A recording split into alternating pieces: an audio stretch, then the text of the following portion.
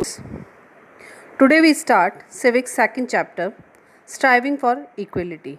Equality के लिए क्या प्रयास किए गए या फिर संघर्ष किए गए, कैसे संघर्ष किए गए. Inequality. In this chapter you will read about how people stand against inequality and injustice.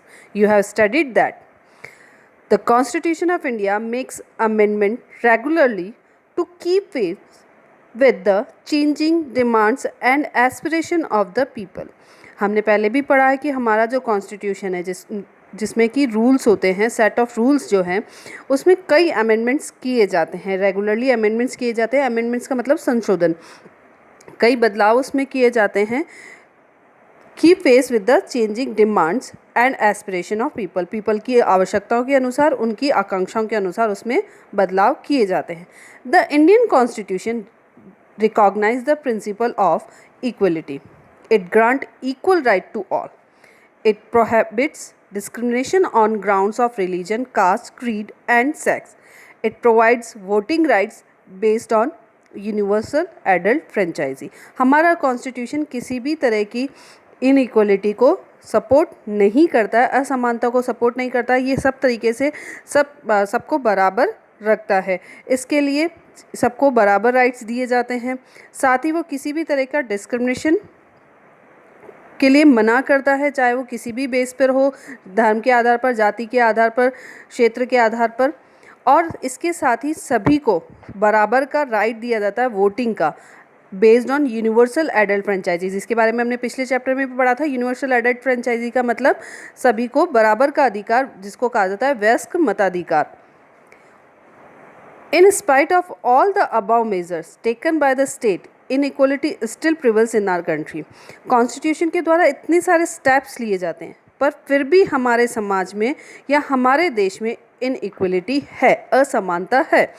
Poverty and lack of resources are the main factor why some people are forced to accept term and conditions below level of equality. Poverty, गरीबी और संसाधन की कमी, ये दो ऐसे factor हैं जो कि लोगों को फोर्स करते हैं उन टर्म्स और कंडीशन को एक्सेप्ट करने के लिए जो कि इक्वलिटी के लेवल के नहीं हैं.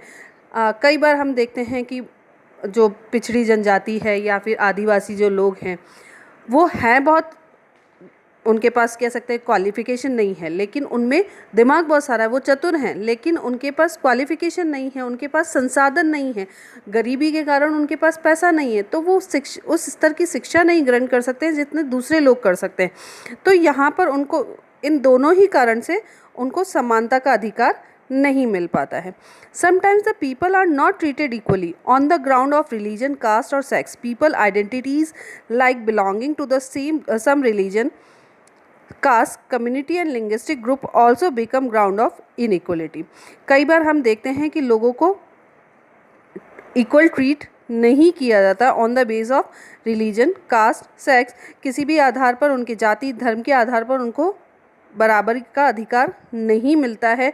उनकी जो कम्युनिटी है, समुदाय है, या फिर उनका जो भाषीय ग्रुप है, उनको इसलिए अधिकार नहीं मिलता है कि वो इस किसी ऐसी कम्युनिटी से रिलेटेड हैं, या फिर उनका लिंग्विस्टिक ग्रुप जो है, भाषाई आधार पर उनका जो लोग हैं, वो उनको बराबरी का अधिकार नहीं देते हैं. Similarly the Dalit and Adivasi and women are also discriminated against. जैसे कि दलित, आदिवासी और वुमेन्स के साथ में भी डिस्क्रिमिनेशन किया जाता है. स्ट्रगल फॉर इक्वलिटी, समानता के लिए जो स्ट्रगल किए जाते हैं, संघर्ष किए जाते हैं.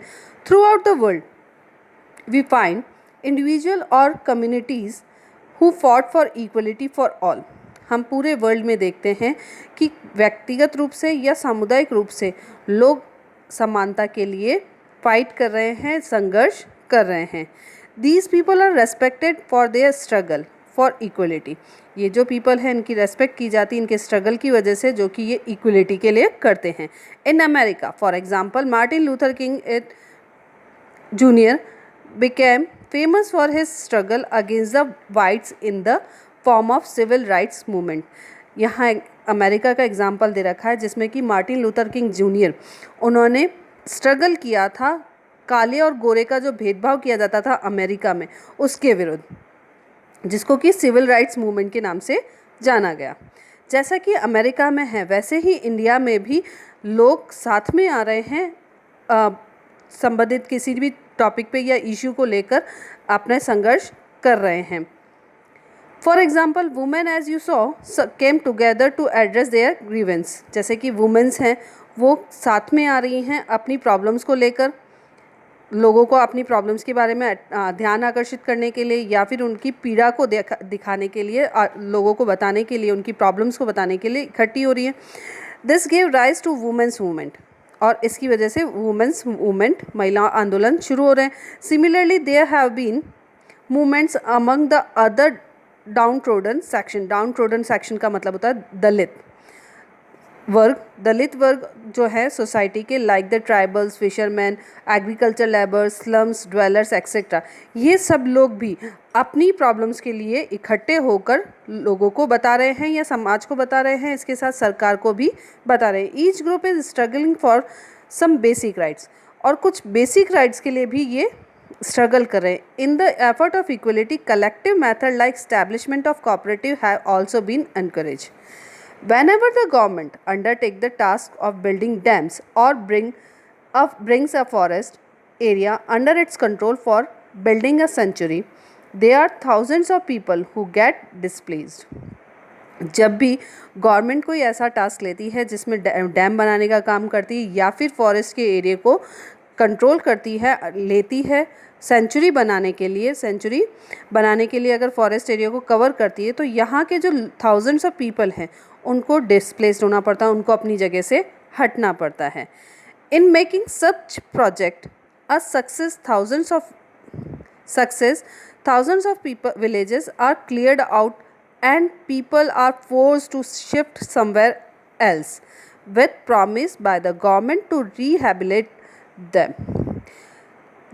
इन प्रोजेक्ट्स को सक्सेसफुल बनाने के लिए ये ज़रूरी हो जाता है कि उन लोगों को जो विलेजेस में रह रहे हैं, उस एरिया के विलेजेस में रह रहे हैं, उनको वहाँ से हटाया जाए और उन लोगों को ज़बरदस्ती उस जगह से हटाया जाता है, इस प्रॉमिस के साथ कि गवर्नमेंट उनको फिर से पुनर्स्थापित करेगी। जैसे हम देखते हैं ना, हाईवे बनते हैं, जयपुर में मेट्रो ट्रेन का जो प्रोजेक्ट बना था या हाईवे जो बनते हैं, तो उनके हाईवे बनाने के लिए जो उनका रूट होता है, उस रूट में अगर कोई रिहायशी इलाका आ रहा है या फिर लोगों की कुछ जगह आ रही है, तो उन लोगों को उस जगह के बदले कहीं और जगह दी जाती है।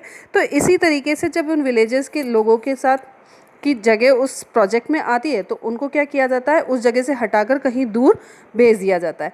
These people are extremely poor as they often comprise of tribals or agriculture laborers who have existed for century on the natural resources of the forest on river. ये जो लोग होते हैं जिनको फॉरेस्ट एरिया से हटाया जाता है या डैम बनाने के प्रोजेक्ट्स की वजह से उनको वहाँ से हटाया जाता है, ये बहुत ज़्यादा गरीब होते हैं और ज़्यादातर ये लोग ट्राइबल पीपल्स होते हैं या फिर एग्रीकल्चर लेबर्स होते हैं, जो कि कई वर्षों से, कई शतकों से, सेंचुरी से उस नेचुरल इन्वायरमेंट में रह रहे होते हैं, फॉरेस्ट में रह रहे होते हैं, रिवर्स के पास में रह रहे होते हैं। सच displacement wreaks havoc in the life of these villagers as they are forced to live in areas unknown to them. ये जो डिस्प्लेसमेंट है, ये जो उनको एक जगह से हटाने की बात है, वो उनकी लाइफ में उथल पुथल कर देता है या उनकी लाइफ को बदल कर रख देता है। वीक्स हॉवक का मतलब होता है उथल पुथल कर देना, उनकी लाइफ को बदल डालना।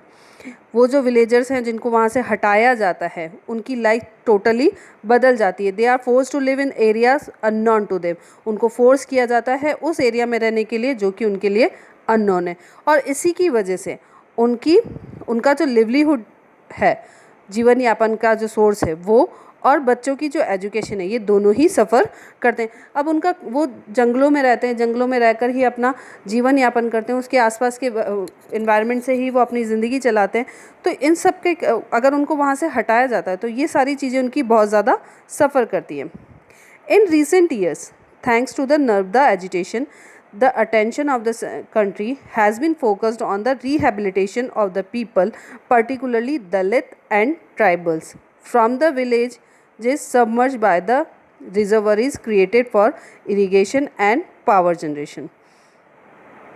नर्मदा एजिटेशन, नर्मदा आंदोलन को हमको थैंक यू करना चाहिए, क्योंकि उन्होंने कंट्री का ध्यान आकर्षित किया उन लोगों की रिहैबिलिटेशन में, मतलब पुनर्वास में, या फिर उनको दूसरी जगह स्थापित करने में, जो कि उस रिजर्वॉयर्स में आ रहे थे, विलेजेस जो कि नर्मदा रिवर के पावर जनरेशन के लिए या फिर इरिगेशन के लिए जो प्लांट्स बनाए जा रहे थे या रिजर्वॉयर्स बनाई जा रही थी, उस एरिया में जो विलेजेस आ रहे थे उनके विलेजर्स के रिहैबिलिटेशन के लिए उन्होंने बहुत सारा काम किया। We would focus on one such organization called तावा मत्स्य संघ, an organization fighting for the right of displaced tribal of the Satpura forest in Madhya Pradesh. ऐसा ही एक संघ और है जो कि तावा मत्स्य संघ है ऑर्गेनाइजेशन। ये ऑर्गेनाइजेशन काम कर रहा है सतपुरा फॉरेस्ट मध्य प्रदेश के ट्राइबल्स के डिस्प्लेस होने के राइट्स को लेकर। ये ऑर्गेनाइजेशन भी उन लोग ट्राइबल पीपल्स के राइट्स के लिए काम कर रहा है, इक्वलिटी के लिए काम कर रहा है। Hope you understand the chapter. Read again the chapter and do the exercise. Okay, thank you.